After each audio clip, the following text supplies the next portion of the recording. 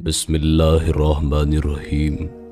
السلام علیکم دوستوں آج کی اس ویڈیو میں ہم حضرت خواجہ غریب نواز خواجہ معین الدین چشتی رضی اللہ تعالی عنہ کے بچپن کا واقعہ پیش کریں گے، جو کہ معلوماتی ہونے کے ساتھ ساتھ بے حد دلچسپ ہے، لہٰذا آپ اس ویڈیو کو آخر تک ضرور دیکھیے گا۔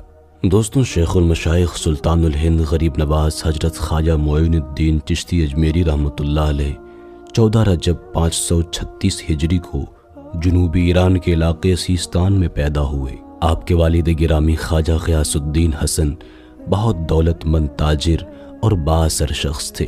خواجہ معین الدین چشتی رحمۃ اللہ علیہ نسلی اعتبار سے صحیح النسب سید تھے۔ دوستوں، مال کی زیادتی کو قرآن مجید میں بہت بڑا فتنہ قرار دیا گیا ہے، مگر خواجہ غیاث الدین امیر ہونے کے ساتھ ساتھ ایک عبادت گزار اور متقی انسان بھی تھے۔ حضرت خواجہ معین الدین چشتی اجمیری رحمۃ اللہ علیہ نے ایک دولت مند گھرانے میں بڑے ناز و نعام کے ساتھ پرورش پائی تھی، مگر کہنے والے کہتے ہیں کہ عیش و عشرت کی اس فراوانی کے باوجود بھی خواجہ صاحب میں بچپن سے ہی ایک عجیب انداز کی قناعت تھی۔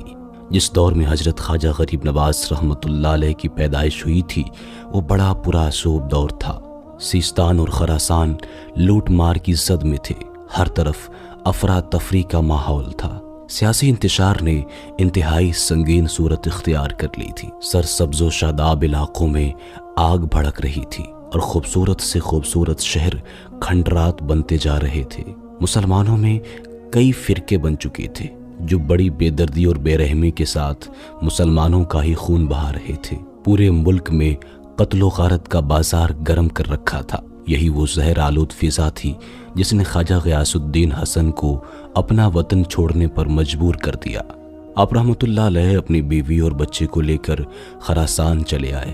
اس وقت خواجہ معین الدین چشتی رحمۃ اللہ علیہ کی عمر 1 سال کے قریب تھی۔ خواجہ صاحب کے ابو خواجہ غیاث الدین کا خیال تھا کہ انہیں یہاں خراسان میں کوئی نہ کوئی آرام کی جگہ ضرور مل جائے گی، مگر یہاں بھی گردش ماہ و سال کے وہی تیور تھے، یہاں بھی فتنے سر اٹھا رہے تھے۔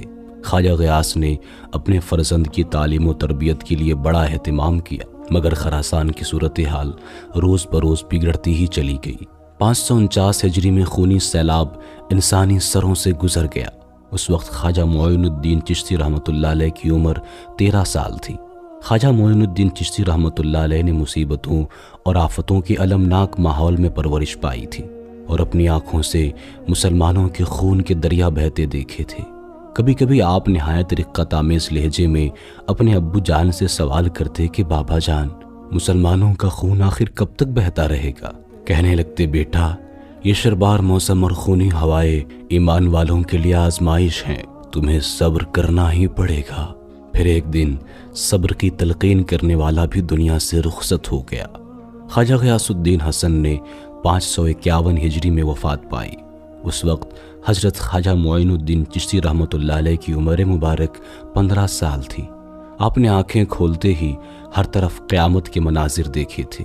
یہ ایک اور قیامت تھی جو آپ پر پوری طرح سے ٹوٹ پڑی تھی۔ سارا مال و اسباب تو پہلے ہی چھن گیا تھا، اب ایک دولت باقی تھی اور وہ تھا باپ کا سایہ۔ لیکن کم عمری میں ہی خواجہ صاحب ایک شفیق و مہربان باپ کے سائے سے بھی محروم ہو گئے تھے۔ والد کی موت نے خواجہ صاحب رحمۃ اللہ علیہ کو اس قدر متاثر کیا کہ آپ ہر وقت اداس اور پریشان رہنے لگے۔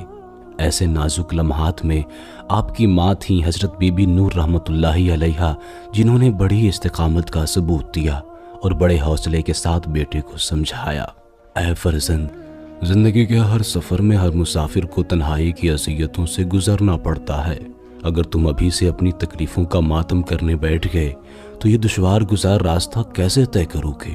اٹھو اور پوری توانائی کے ساتھ اپنا سفر شروع کرو، ابھی تمہاری منزل بہت دور ہے۔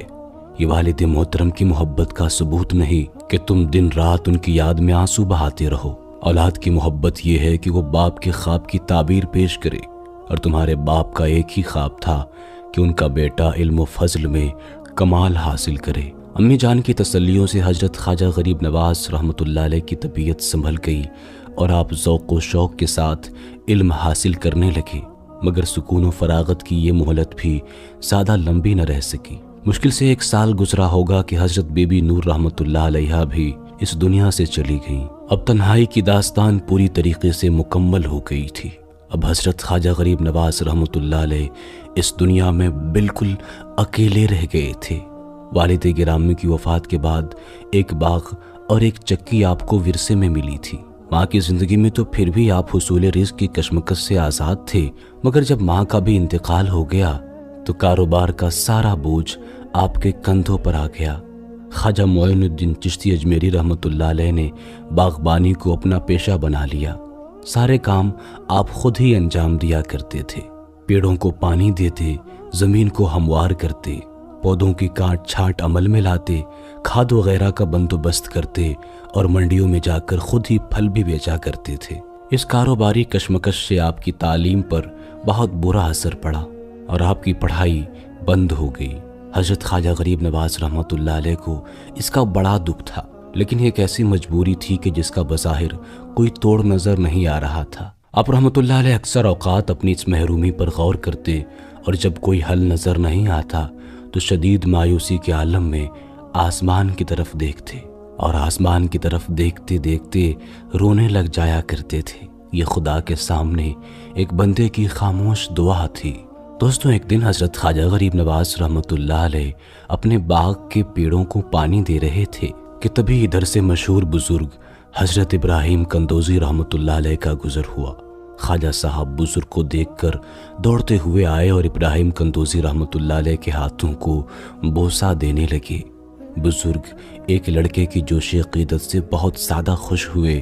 انہوں نے حضرت خواجہ صاحب رحمۃ اللہ علیہ کے سر پر ہاتھ رکھا، دعائیں دی اور آگے جانے لگے، لیکن آپ نے حضرت ابراہیم کندوزی رحمۃ اللہ علیہ کا دامن تھام لیا۔ بزرگ نے پلٹ کر پوچھا، اب کیا چاہتے ہو فرزند؟ خواجہ معین الدین چشتی رحمۃ اللہ علیہ نے بڑے ادب سے عرض کیا، یہ میری التجا ہے کہ آپ چند لمحوں کے لیے میرے باغ میں قیام فرما لیں، کون جانے پھر یہ نیک گھڑی لوٹ کر آتی بھی ہے یا نہیں۔ خواجہ صاحب کا لہجہ اس قدر عقیدت مندانہ تھا کہ حضرت ابراہیم کندوزی رحمۃ اللہ علیہ انکار نہ کر سکے اور واپس باغ کے اندر تشریف لے آئے۔ خواجہ معین الدین چشتی رحمۃ اللہ علیہ نے بزرگ کو نہایت احترام سے بٹھایا اور پھر اجازت لے کر باغ کے ایک گوشے میں تشریف لے گئے۔ تھوڑی دیر بعد واپس ہوئے تو آپ کے ہاتھوں میں انگوروں سے بھرے ہوئے 2 طباق تھے۔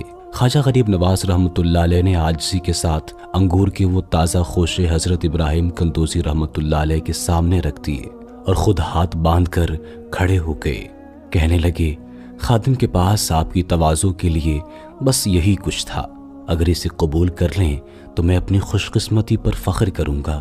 خواجہ معین الدین چشتی رحمۃ اللہ علیہ نے اس کم عمری میں ہی سعادت مندی کا وہ مظاہرہ کیا تھا کہ حضرت ابراہیم کندوزی رحمۃ اللہ علیہ بھی حیران رہ گئے تھے۔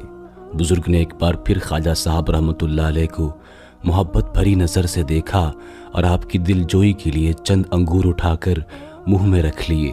حضرت ابراہیم کندوزی رحمۃ اللہ علیہ کی اس عمل سے خواجہ صاحب رحمۃ اللہ علیہ کے چہرے پر خوشی کا وہ رنگ ابھر آیا جو کسی بہت بڑی نعمت کے حاصل ہونے پر ظاہر ہوتا ہے۔ بزرگ نے آپ کی اس کیفیت کا بھی جائزہ لیا اور پھر فرمایا، معین الدین بیٹھ جاؤ۔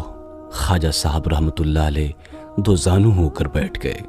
حضرت ابراہیم کندوزی رحمۃ اللہ علیہ نے بڑے والہانہ انداز میں مخاطب کرتے ہوئے فرمایا، اے فرزند، تم نے ایک فقیر کی خوب مہمان نوازی کی ہے۔ بزرگ کے الفاظ سن کر حضرت خواجہ غریب نواز رحمۃ اللہ علیہ نے ادب سے سر جھکا لیا۔ حضرت ابراہیم کندوزی رحمۃ اللہ علیہ باغ کی طرف اشارہ کر کے انتہائی جذب کے عالم میں فرمائے جا رہے تھے، یہ سرسبز و شاداب درخت، یہ لذیذ پھل، یہ ملکیت، یہ جائیداد، یہ سب کچھ فنا ہو جانے والا ہے۔ آج